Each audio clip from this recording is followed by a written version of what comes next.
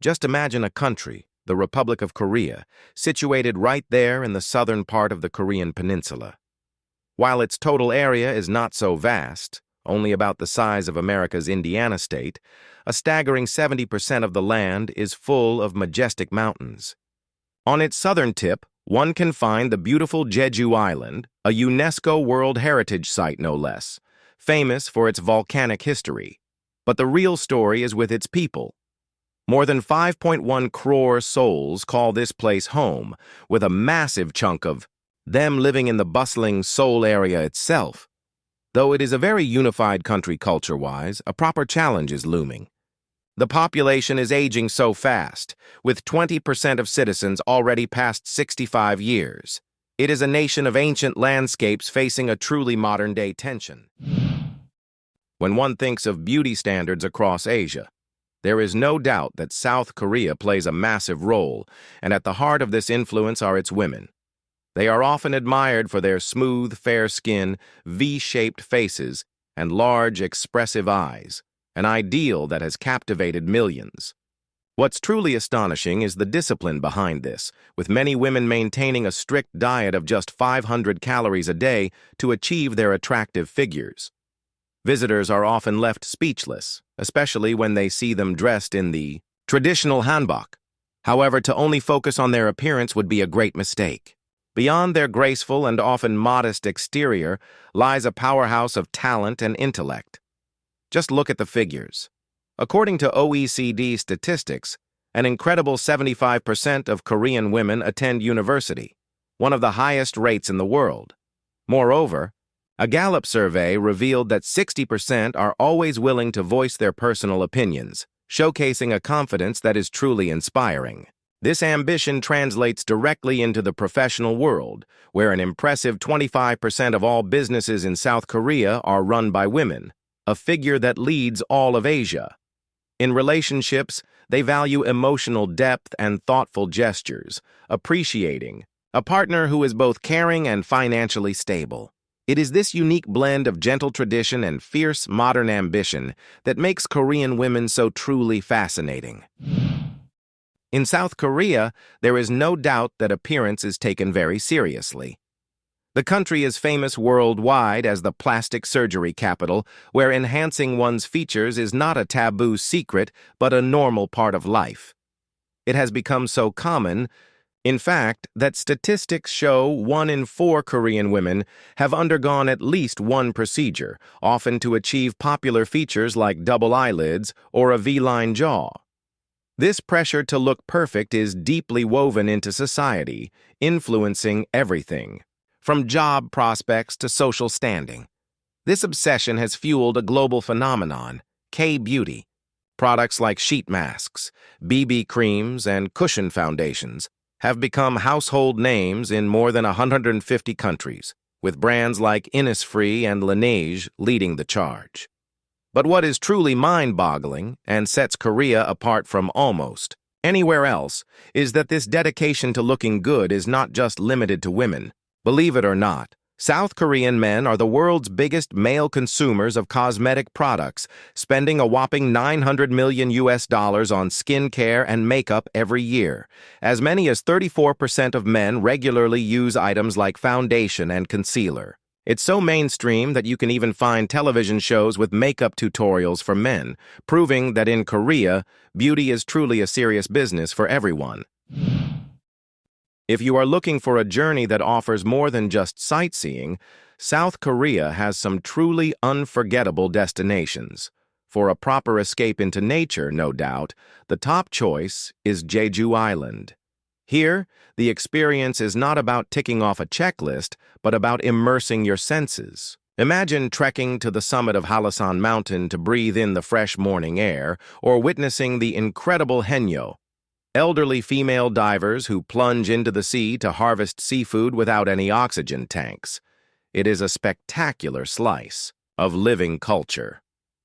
Jeju is a place that invites you to slow down and truly connect with the earth.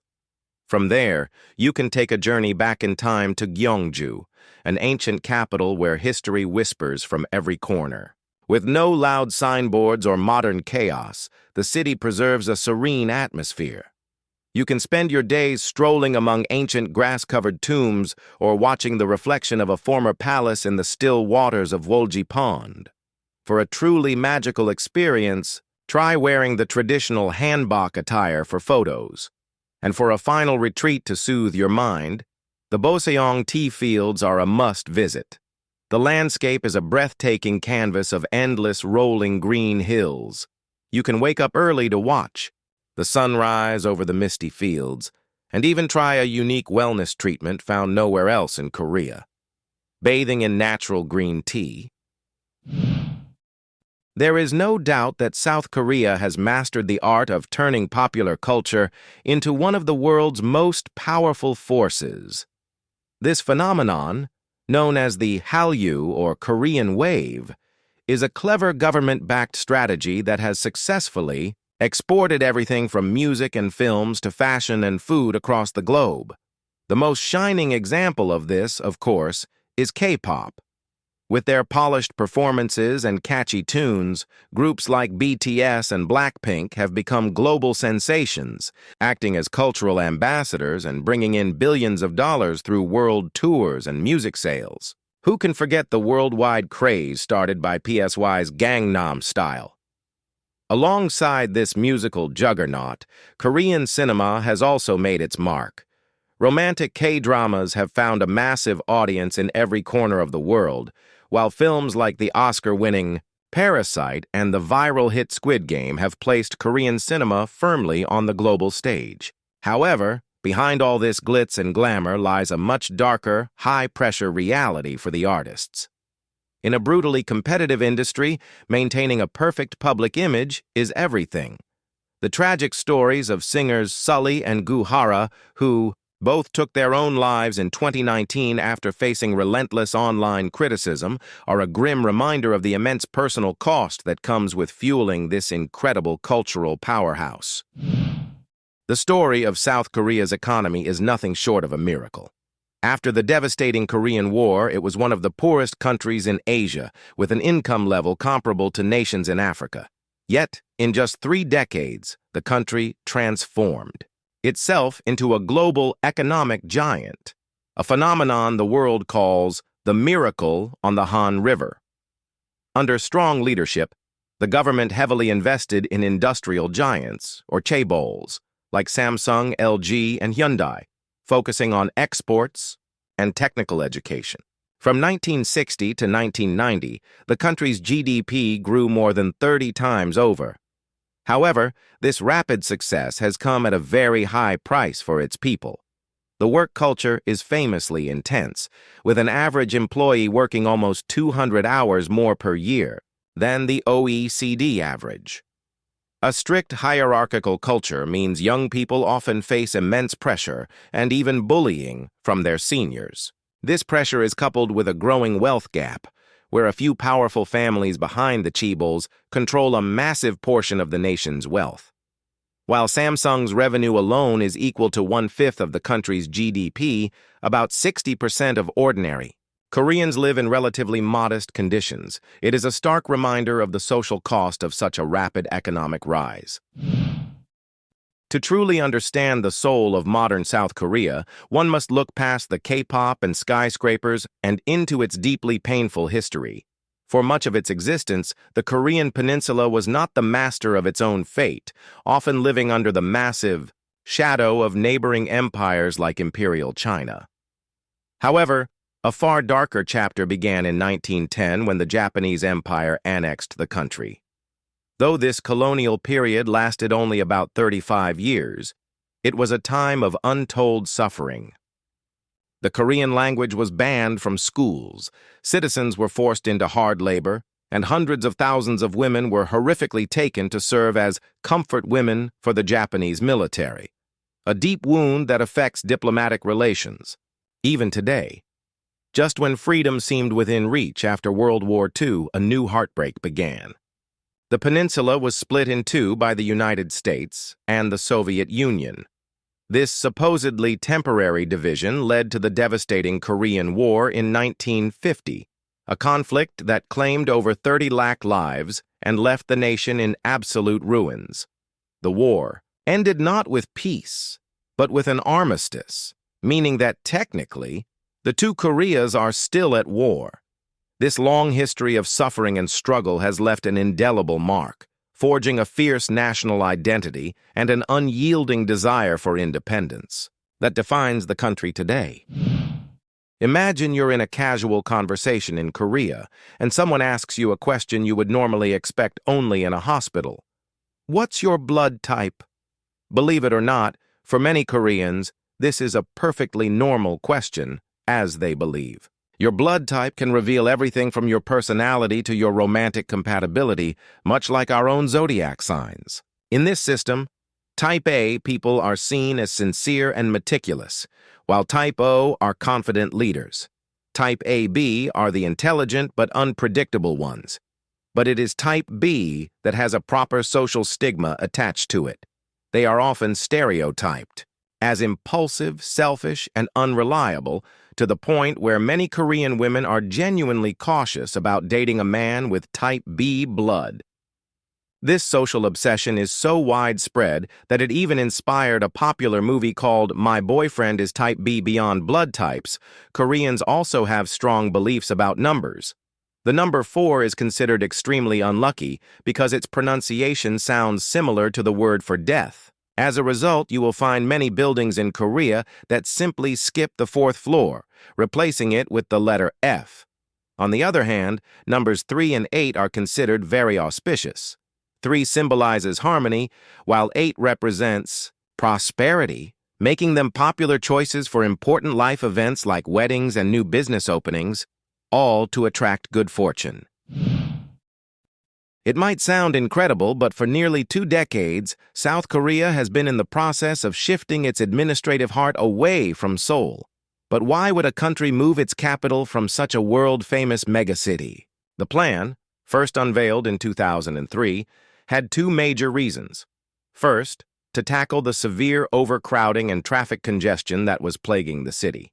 And second, a more serious security concern: Seoul's dangerously close location to the border with North Korea, which put the entire government at immense risk in case of a conflict. However, the ambitious plan to fully relocate the capital was met with strong political opposition and was eventually struck down by the Constitutional Court. But the idea was not abandoned.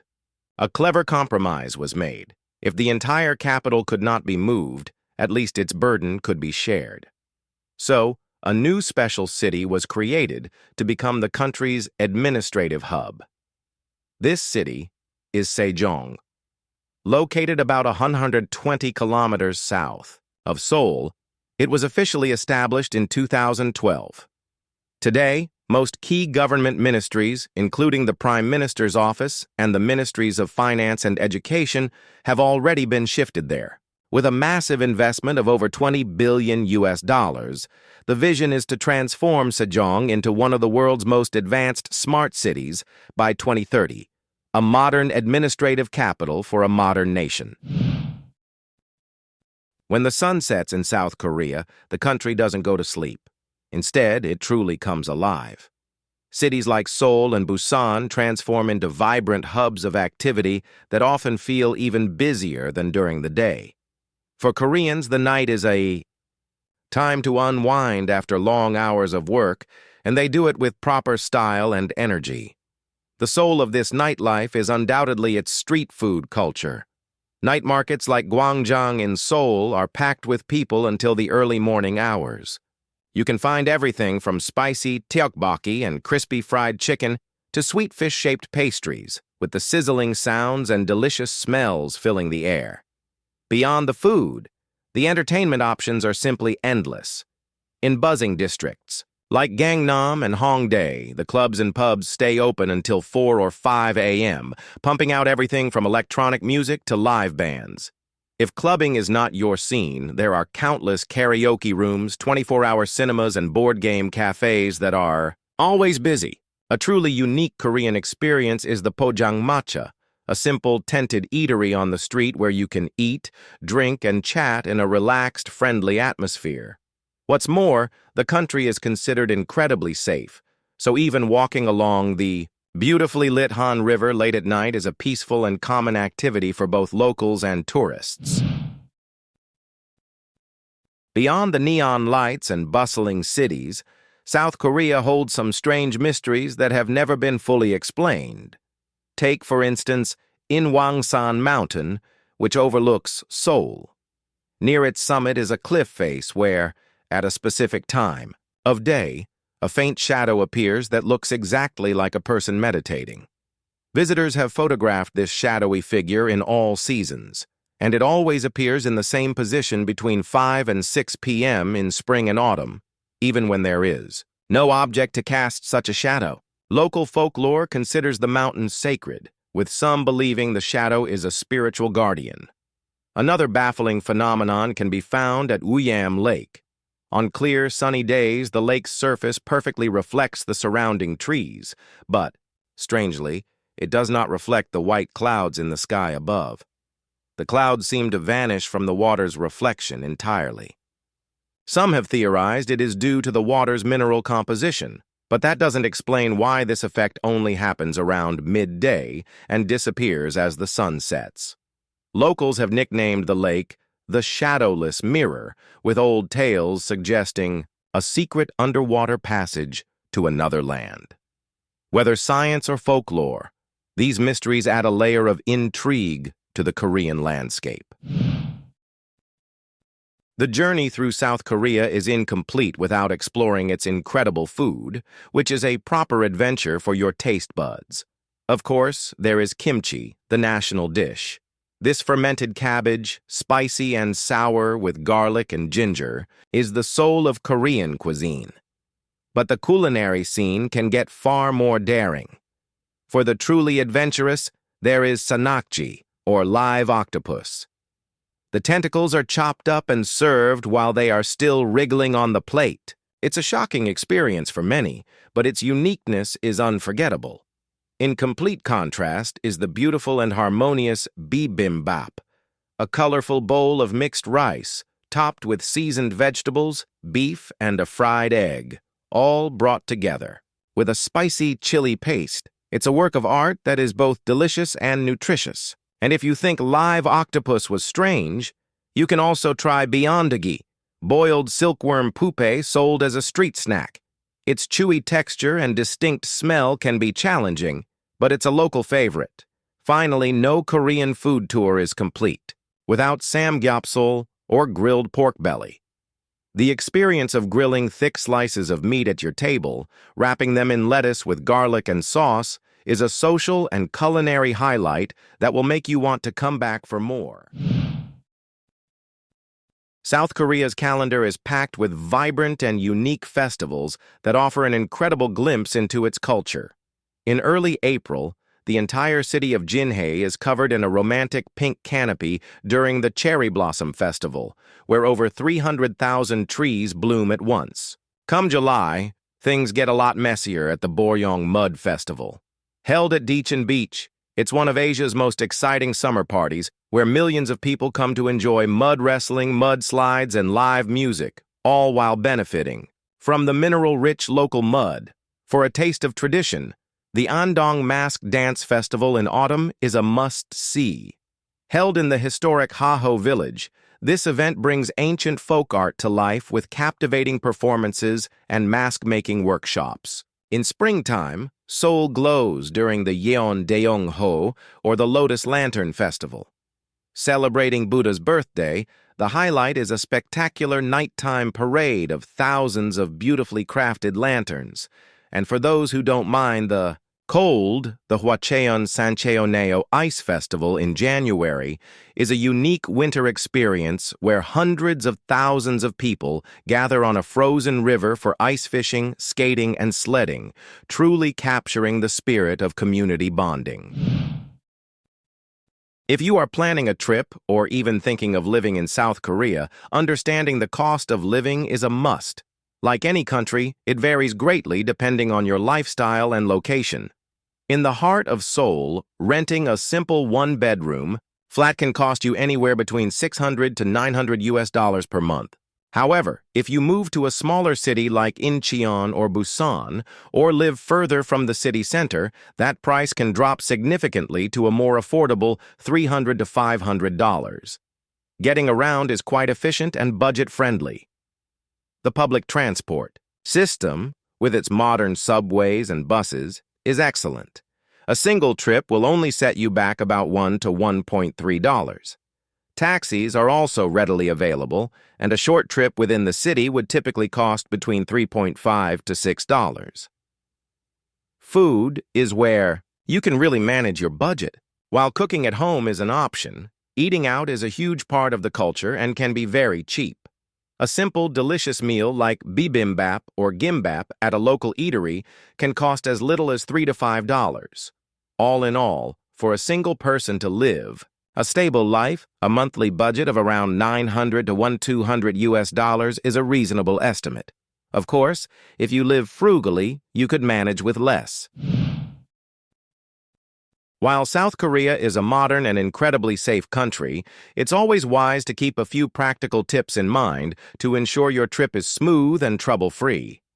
Firstly, if you plan on hiking in its beautiful national parks, be aware that the weather can change very quickly. Always check the forecast, wear proper shoes, and avoid hiking alone as alert systems might only be in Korean. In the summer, cities like Seoul can get extremely hot due to the urban heat island effect.